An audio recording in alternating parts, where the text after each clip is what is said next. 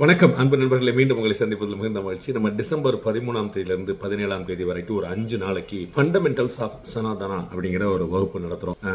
வகுப்பு ஒரு பிரச்சாரம் இல்லை, இது படிப்பு. நம்ம சனாதனத்தை ஒழிப்பேன் அப்படின்னு நிறைய பேர் சொல்லும் போது அது ஒழிக்கப்பட வேண்டியதா சனாதனம்? சனாதனம்னா என்ன? அது என்ன சொல்லப்பட்டிருக்கு வேதங்கள்ல இருந்து இப்ப இருந்து பெண்கள் பற்றிய பார்வையிலிருந்து படிப்பு பற்றிய பார்வையிலிருந்து அனைவருக்குமான கல்வி இருந்ததா அப்படிங்கிறதுல இருந்து எல்லா விஷயம் பற்றிய ஒரு அடிப்படையான ஒரு அறிவை வளர்க்கறதுக்கான ஒரு முயற்சி. அது விற்பனர்கள், மாஸ்டர்கள் 5 நாளைக்கு 5 எக்ஸ்பர்ட்ஸ், எல்லாருமே ப்ரொஃபசர்ஸ், ஹெச்ஓடிஸ், இந்த மாதிரியான படித்த மேதாவிகள் நேரடியாக வகுப்பு நடத்துறாங்க. இந்த எல்லா வகுப்புகளிலுமே நானும் உங்களோடு துணை நிற்பேன். அது ரொம்ப இன்ட்ரெஸ்டிங்கான விஷயமாகவும் அறிவுபூர்வமாகவும் கண்களை திறக்கக்கூடியதாகவும் இருக்கும் என்று உறுதியாக நம்புறேன். நேரடியாகவும் இணைய வழியிலும் ரெண்டுலையுமே இந்த வகுப்புல கலந்துக்கலாம். தமிழ்நாட்டில் சென்னையில் இருக்கிறவங்க மட்டும் இல்ல, இந்தியா முழுக்க இருக்கிறவங்க யாராக இருந்தாலும் கலந்துக்கலாம். கீழே குறிப்பிட்டிருக்கக்கூடிய எண்ணுக்கு ஃபோன் பண்ணுங்க.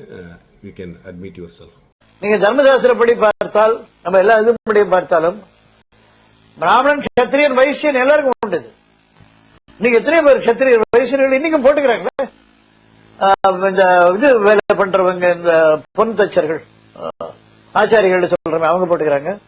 செட்டியார்கள் போட்டுக்கிறாங்க. இன்னும் நிறைய பேர் பிள்ளைமார்கள் போட்டுக்கிறாங்க. நிறைய பேர் கல்யாணத்தின் போது ஒரு கூடல் போட்டுப்பாங்க. இந்த மாதிரிலாம் வெவ்வேறு குரூப்ல வெவ்வேறு கஷ்டம் இருக்கு. ஆனால் முறையாக நடக்க வேண்டியது பிராமணன், சத்திரியன், வைசியன் 3 பேருக்கும் உண்டு. அப்பாட்ட பெரிய நாலேஜ் இருக்குது, பையன்ட்ட அது டிரான்ஸ்ஃபார்ம் ஆக மாட்டுது, பையன் கற்றுக்க மாட்டேன்றான். அப்போ பையனை எஜுகேட் பண்ணணும்னா ஒரு ஆர்வத்தை கொடுப்போம், உனக்கு லோன் கொடுக்குறோம், உனக்கு ஃப்ரீ எஜுகேஷன் கொடுக்குறோம், நீ இதை ட்ரை பண்ணி பாருன்னு சொன்னால் அவனுக்கு ஒரு ஆர்வம் வரலாம். அப்பாக்காரர் அதுக்காக சொல்லுவார், டே அங்கே போனால் இன்ஜினியரிங் போனால் உனக்கு 1.5 லட்ச ரூபா ஃபீஸ் கொடுக்குண்டா, இதை படிடா, உனக்கு 1.5 லட்ச ரூபா கவர்மெண்ட்டே கொடுக்குறா. நம்ம எப்படி ஆசைப்படுவோம்ல? அப்போ நம்ம 1.5 லட்ச ரூபா ஃபீஸ் கொடுத்து இன்ஜினியரிங் படிக்கிறதுக்கு 1.5 லட்ச ரூபா அவன் கொடுக்குறா, நம்ம இதை படிச்சுக்கலாம். உனக்கு எனக்கு தெரியும், நான் சொல்லி தருவேன், நீ இன்னும் மாஸ்டர் ஆகலாம்.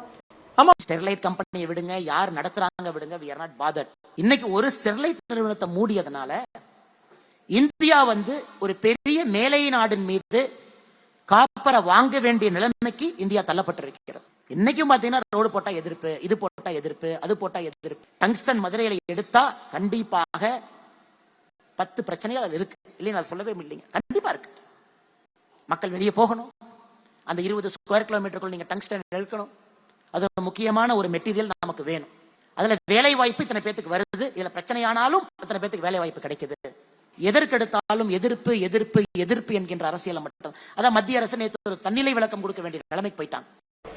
நான் ஒரு போட்டிக்கு அர்ச்சக சமுதாயத்தை உருவாக்குறேன் ரெடி பண்றவங்க வரட்டும், எனக்கு தெரிஞ்சதை தடுக்க முடியும் தெரியல. ஆனால் அவர்கள் 1 மாதம் அந்த கருவறையில் நின்னால் தெரிஞ்சிரும், இது நீ நம்ம நினைச்ச மாதிரி வேலை இல்ல போல தெரியுதே அப்படின்னு. சாமி காசு வாங்குறத பார்த்துட்டோம், காசுக்கு பின்னாடி இவ்வளவு வேர்வை சிந்த ரத்தம் மாதிரி வேர்வை போகும், அப்படி சிந்த வேண்டியிருக்கான்னு தெரியும். அது ஒரு முக்கியமான விஷயம். சிவகாசியில ஒரு சேட்டுக்கு எங்க அப்பா பூஜை பண்ணார். 750 ரூபாய் சம்பளத்தில் ஆரம்பிச்ச அந்த சேட்டு பெரும் கோடீஸ்வரனாக இன்றும் இருக்கிறார். பெரும் கோடீஸ்வரன் எங்க வாழ்நாள்ல நாங்க கண்ணால பார்த்திருக்கிறோம். 750 ரூபாய் சம்பளத்தில் இருந்தவர், எங்க அப்பா வைத்தியக்காரி, எங்க அப்பாவை மகாராஜின்னு உயிரை விடுவாங்க. எங்க அப்பா ஃபுல்லா அவ்வளவு ஆத்மார்த்தமா பண்ணுவாங்க. அந்த ஆத்துல என்ன வேணாலும் சரி, எங்க அப்பா தான் எதுவா இருந்தாலும் மகாராஜி எங்க மகாராஜி. அந்த குடும்பம் நான் பார்க்க கோடி கோடி கோடி கோடியா சம்பாதிச்சு. அந்த வீட்டு வாசல்ல ஒரு அயன் பண்றவர் ஒரு சகோதரர், சலவைக்கார சகோதரர், அப்பாட்ட பார்த்து கேட்கிறேன், ஒரு நாள், சாமி நீங்க சேட்டுக்கு பண்றீங்க, நான் ஒரு கடை வைக்கலான்னு பாக்குறேன் சாமி, உங்களை கூப்பிடுற அளவுக்கு எனக்கு தூப்பு இல்லை, எனக்கெல்லாம் பண்ணுவீங்களா அப்படின்னு.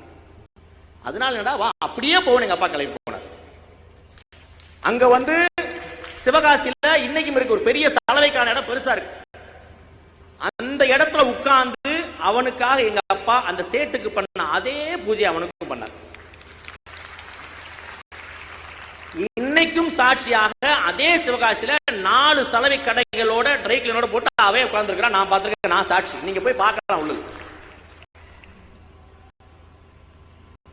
அடுத்தவன் சந்தோஷப்படுறதா எனக்கு பெரிய சந்தோஷம். அவன் என்ன கொடுத்துருப்பான் அன்னைக்கு நான் கண்ணால பார்த்திருக்கேன்.